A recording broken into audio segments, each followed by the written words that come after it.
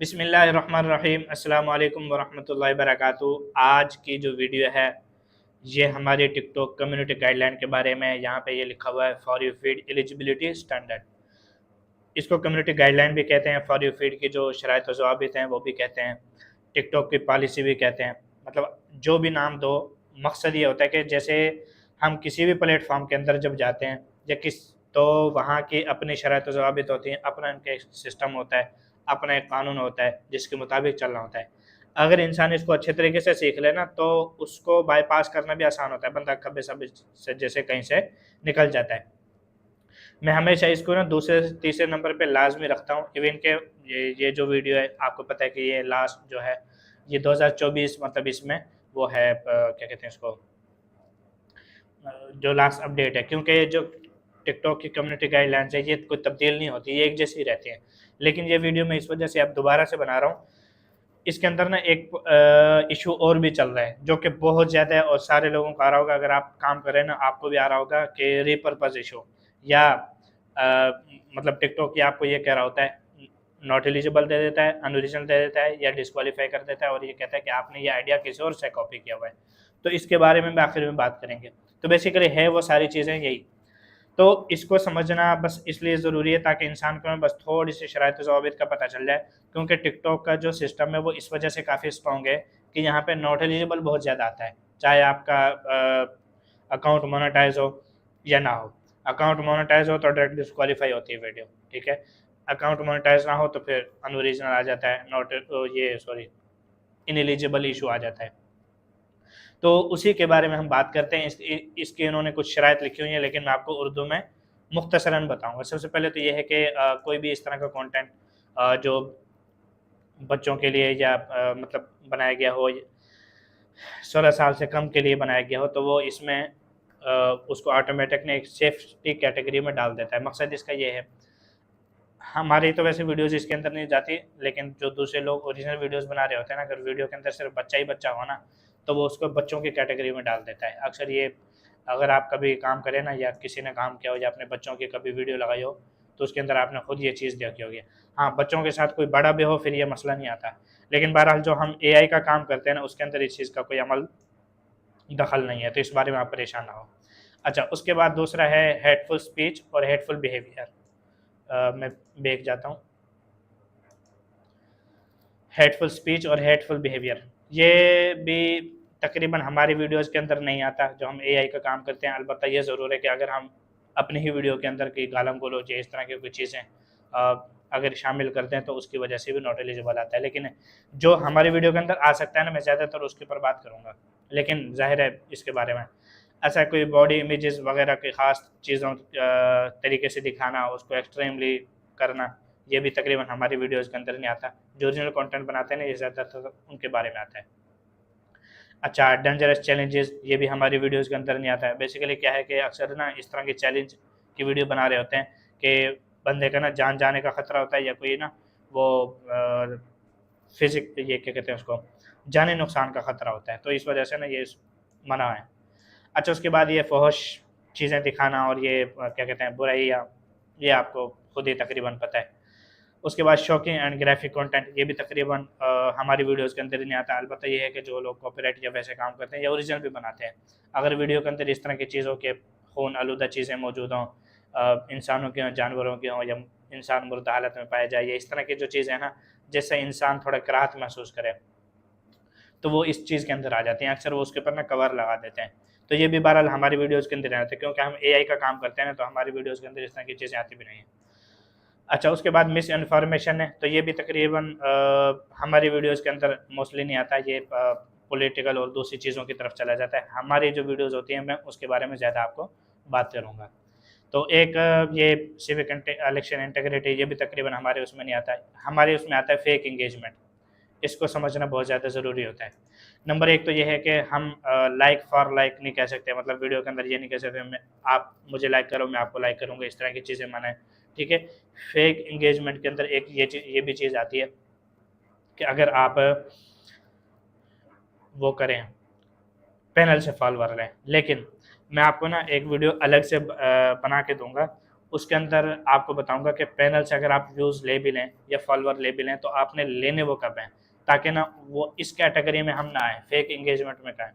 हालांकि तकरीबन कोई अब 1 साल होने वाला है ये पैनल से फॉलोअर भी लेते हैं और उनको मोनेटाइज भी करते हैं।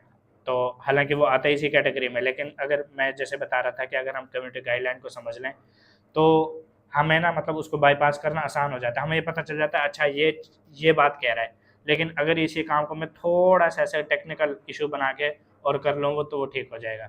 तो मैं इंशाल्लाह इसके ऊपर ये जो फॉलोअर वाली जो बात है ना, ये चूँकि आगे भी आएगी तो वहाँ पे मैं जो आपको अच्छे तरीके से समझाऊँगा। लेकिन बहरहाल फेक इंगेजमेंट को आप अपने जहन में ज़रूर रखें।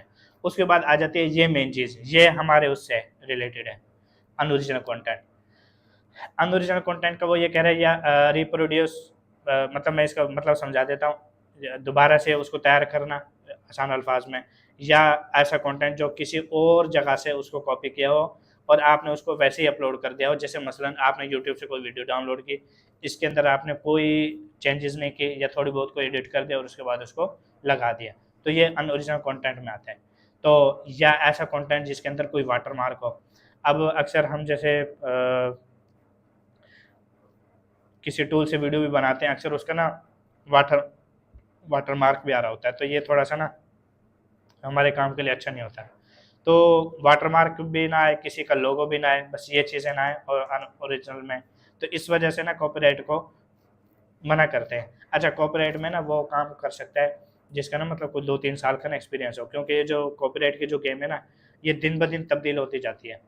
तो इसमें ना इंसान ये नहीं कह सकता कि यार अगर ये चीज़ मैंने सीखी है तो हो सकता है कि 2 महीने तक चल जाएगी, ऐसा नहीं। एक चीज़ आपने सीखी है ना, हो सकता है कि ये 1 महीने भी चले या उससे भी कम टाइम में चले, क्योंकि जिस चीज़ को टिकटॉक अलाउ नहीं करता ना, हम वो करते हैं, तो कभी-कभी ना उसको पकड़ भी लेता है वो।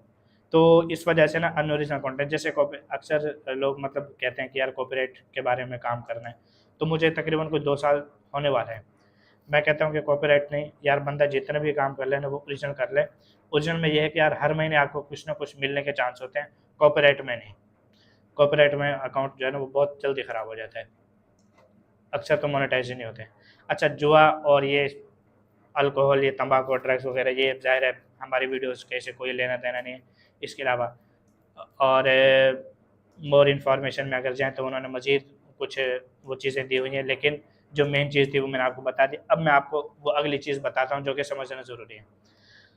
आजकल अगर आप थोड़ा-सा पुराना काम कर रहे हो ना, तो आपको वैसे ये इश्यू आ चुका होगा, और अगर नहीं तो कोई बात नहीं है, जब आप काम करेंगे ना अक्सर आपको ये इश्यू देखने को मिलेगा। टिकटॉक आपको ये कहेगा कि आपने ना कोई ओरिजिनल वीडियो बनाई है, लेकिन टिकटॉक आपको ये कहेगा कि यार आपने ये जो आइडिया है ना किसी और जगह से कॉपी किया है, और इस वजह से ये हमने इसको डिस्क्वालीफाई कर दिया या अनओरिजिनल इसको कर दे दिया, ये लो क्वालिटी इश्यू दे दिया। अब उसकी ना वजह मैं बता देता हूँ कि ये वजह क्यों है, ये मतलब आ क्यों रहा है। देखो, टिकटॉक के ऊपर ये है कि पहले से हम इस तरीके से काम कर रहे थे कि हमने किसी एक बंदे का ओरिजिनल कंटेंट देखा ना, उसके बाद उसी तरीके से वही सेम टू सेम बनाना शुरू कर दिया। उसके बाद हुआ ये कि जब इतना ज़्यादा कंटेंट एक ही उसके ऊपर होने लगा ना, जैसे कैट स्टोरीज़ थी, सारे लोगों ने एक जैसी बनाई, तो टिकटॉक ने उसके ऊपर जो है ना वो ये कहना शुरू कर दिया कि भाई आप थोड़ा डिफरेंट करो। आप आइडियाज़ कॉपी कर रहे हो, उसी को दोबारा से बना के उसी को ही लगा रहे हो, क्योंकि आप एआई को मतलब अगर आप कोई तस्वीर दें एआई को, इसको चैट जीपीटी को, आपको वैसे की वैसे ही बना के दे देता है। इसी तरीके से अगर आप कुछ सीन्स दें तो वो उसकी प्रॉम्प्ट आपको दे देता है सेम टू सेम, मतलब वो सेम टू सेम ना वो चीज़ें बनना शुरू हो जाती हैं। तो अब टिकटॉक के ऊपर इतना ज़्यादा जब सेम कंटेंट जाने लगा ना, तो उसने अभी पिछले महीने की ये बात है, कुछ पिछले 1 महीना पूरे इसमें यही वो इशू देता रहा वो। एएसएमआर की वीडियोज़ थी, सेम कटिंग जो गूगल वीओ 3 के ज़रिए जो थी, वो सारी की सारी चूँकि एक जैसी बन रही थी, तो उसके ऊपर वो टिकटॉक ने इशू देना शुरू कर दिया। मकसद ये है कि अगर आपने एक चीज़ सीखनी है ना, जिस तरीके से मतलब मैं अगर आपको कोई चीज़ बता रहा हूँ, आपने वो मेथड सीखना है, वो तरीका सीखना है कि किस तरीके से वीडियोज़ बनती हैं। उसके बाद फिर आपने ना चैट जीपीटी की मदद से खुद कुछ नया शुरू करना है, उसी के मुताबिक फिर काम करना शुरू करना है। मसलन जैसे मैंने आपको बताया कि यार एएसएमआर की जो वीडियोज़ हैं ना, मसलन मैंने सेब काट के दिखाया, तो आप सेब ना काटो, बल्कि आप ये देखो कि यार आप कोई और मतलब आप मोबाइल के वो कर लें, मोबाइल कटिंग, ठीक है। इसके अलावा माउस कटिंग, पीसी, एलसीडी या एलईडी, ये इस तरह की मतलब ना डिफरेंट चीज़ें अगर हो जाए ना, इनके अंदर भी अगर कुछ चेंजेस कर लें तो मतलब इस तरह से तो हो जाएगा। लेकिन अगर मैंने सेव कटिंग का बताया, आप भी सेव कटिंग करते रहेंगे तो इसके ऊपर फिर वो इशू आएगा। तो ये मतलब मैं आपको समझाना चाह रहा हूँ इस तरह से। तो सिर्फ़ और सिर्फ़ आपने चीज़ों को तब्दील करना है, बाकी आपने तरीका सीखना है। और पहले भी मतलब तरीका ही सीखते थे, ये जितने भी स्टूडेंट थे वो तरीका सीखते थे, उसके मुताबिक फिर कुछ ना कुछ अपने ज़हन के मुताबिक उसमें तब्दीली ले आते थे। तो ये थी मेन चीज़ जिसकी वजह से ना मैंने ये वीडियो मतलब दोबारा बनाई है और इस चीज़ को इसके अंदर लाज़मी तौर पे शामिल किया है, ताकि आपको ना पता हो या आगे खुदा न खास्ता जो मसला आ सकता है उसका आपको पता हो। जब नई चीज़ें आती है ना तो मैं वीडियो मतलब नए बना के उसको उस चीज़ के अंदर शामिल कर देता हूँ, ताकि अब जैसे आप अभी इसी महीने को ना, ताकि आपको आज के दिन का टाइम का पता हो कि आ, आज हमें किस तरह से काम करना है, कौन-कौन से इश्यूज़ आ सकते हैं और कौन-कौन से नहीं आ सकते। तो यहाँ पे अगर मैं इसका खुलासा बयान करूँ ना, तो वो ये है कि वैसे तो जो जितने ऊपर कैटेगरीज़ गुज़रे थे ना, उनमें से हमें किसी के अंदर कोई मसला नहीं आने वाला।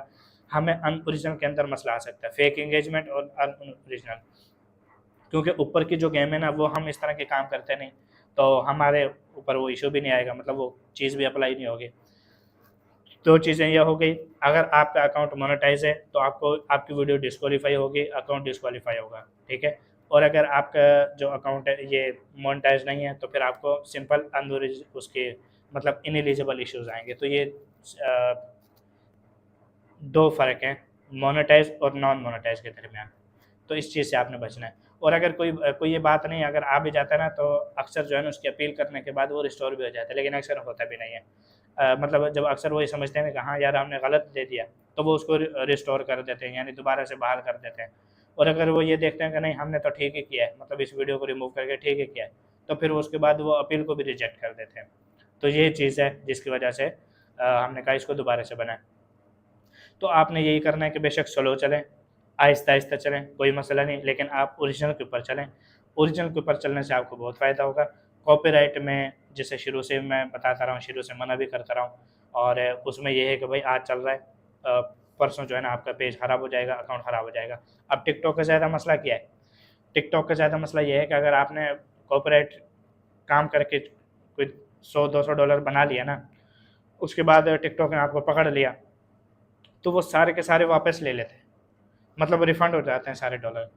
तो ये है बहुत बड़ा नुकसान। अगर यकीन करें कि अगर ये ना होता ना, अच्छा मैं आपको फ़ेसबुक की एक चीज़ बताऊँ। फ़ेसबुक में ये होता है कि अगर आपका पेज ख़राब भी हो जाता है ना, तो फिर आपको मतलब वो ना वो रिफ़ंड नहीं होते, वो आपको मिल जाते हैं। मतलब आपने $100 बना लिए, 200 बना लिए, कॉपीराइट से बना लिए, किसी भी तरीके से। लेकिन अगर पेज ख़राब भी हो जाए ना, तब भी वो आपको मिल जाते हैं। ये मतलब उसकी अच्छी चीज़ है। लेकिन यहाँ पे जो है ना वो चीज़ नहीं चलती, जिसकी वजह से हमने भी फिर कॉपीराइट के ऊपर जो है ना वो मतलब साथ नहीं दिया। हम ये कहते हैं कि यार ओरिजिनल ही करो, ताकि क्योंकि एक तो इंसान बड़ी मुश्किल से बनाता है, अच्छा फिर वो रिफ़ंड हो जाए तो यार वो डबल ही दुःख होता है। बस वो छोटे-छोटे हार्ट अटैक बंदे को हो रहे होते हैं। तो बड़ी मुश्किल होती है, वैसे काम करने में कोई आसान काम तो है नहीं, लेकिन फिर भी जो है ना वो इंसान ज़्यादा मायूस हो जाता है। एक बंदे को ना आ रहा हो ना तो कोई मसला नहीं है, मतलब कुछ बना ही नहीं। लेकिन अगर एक बन के वापस चले गया ना, तो ये थोड़ा-सा ना ज़्यादा मायूसी की बात हो जाती है। बस इस वजह से, और इंशाल्लाह कोई मसला नहीं होगा, और बाकी चीज़ों से डरने की कोई ज़रूरत नहीं है। वो हमारे किसी भी वीडियो के अंदर कोई मसला नहीं आएगा, बस ये 2 चीज़ें और 3 चीज़ें थी जो कि मैंने आपको बता दी। इसके अलावा फिर भी कोई चीज़ नहीं आती तो आप पूछें, इंशाल्लाह फिर आगे अपने दूसरी क्लासेस की तरफ चलेंगे। ठीक हो गया? अस्सलामु अलैकुम व रहमतुल्लाहि व बरकातुहू।